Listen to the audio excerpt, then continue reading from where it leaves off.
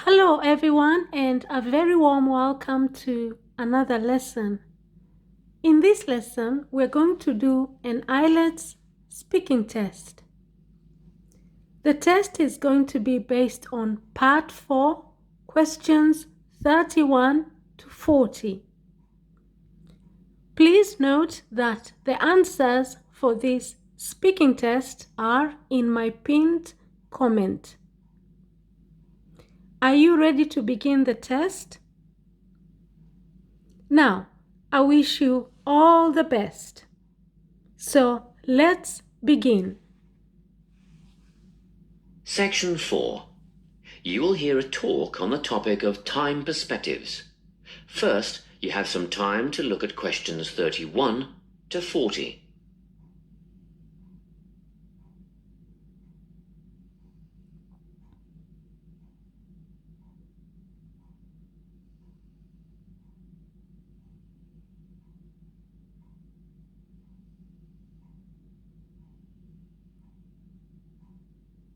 Listen carefully and answer questions 31 to 40.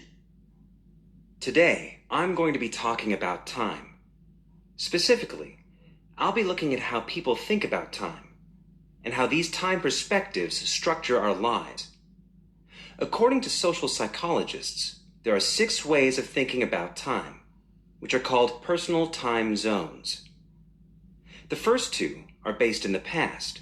Past positive thinkers spend most of their time in a state of nostalgia, fondly remembering moments such as birthdays, marriages, and important achievements in their life. These are the kinds of people who keep family records, books, and photo albums. People living in the past negative time zone are also absorbed by earlier times. But they focus on all the bad things, regrets, failures, poor decisions. They spend a lot of time thinking about how life could have been. Then, we have people who live in the present. Present hedonists are driven by pleasure and immediate sensation. Their life motto is to have a good time and avoid pain. Present fatalists live in the moment too, but they believe this moment is the product of circumstances entirely beyond their control. It's their fate, whether it's poverty, religion, or society itself. Something stops these people from believing they can play a role in changing their outcomes in life. Life simply is, and that's that. Looking at the future time zone, we can see that people classified as future active are the planners and go-getters. They work rather than play and resist temptation. Decisions are made based on potential consequences, not on the experience itself. A second future-orientated perspective, future fatalistic, is driven by the certainty of life after death and some kind of a judgment day when they will be assessed on how virtuously they have lived and what success they have had in their lives. Okay, let's move on. You might ask, how do these time zones affect our lives? Well, let's start at the beginning. Everyone is brought into this world as a present hedonist. No exceptions. Our initial needs and demands, to be warm, secure, fed, and watered, all stem from the present moment. But things change when we enter formal education.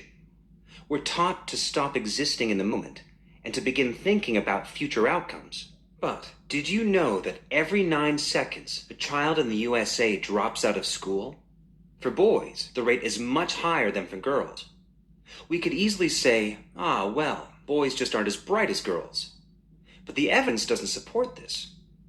A recent study states that boys in America, by the age of 21, have spent 10,000 hours playing video games. The research suggests that they'll never fit in the traditional classroom because these boys require a situation where they have the ability to manage their own learning environment. Now, let's look at the way we do prevention education. All prevention education is aimed at a future time zone. We say, don't smoke or you'll get cancer. Get good grades or you won't get a good job. But with present-orientated kids, that just doesn't work. Although they understand the potentially negative consequences of their actions, they persist with the behavior because they're not living for the future. They're in the moment right now. We can't use logic, and it's no use reminding them of potential fallout from their decisions or previous errors of judgment. We've got to get in their minds just as they're about to make a choice. Time perspectives make a big difference in how we value and use our time. When Americans are asked how busy they are, the vast majority report being busier than ever before. They admit to sacrificing their relationships, personal time, and a good night's sleep for their success. 20 years ago, 60% of Americans had sit-down dinners with their families, and now only 20% do. But when they're asked what they would do with an 8-day week, they say, oh, that'd be great. They would spend that time laboring away to achieve more. They're constantly trying to get ahead, to get toward a future point of happiness. So, it's really important to be aware of how other people think about time.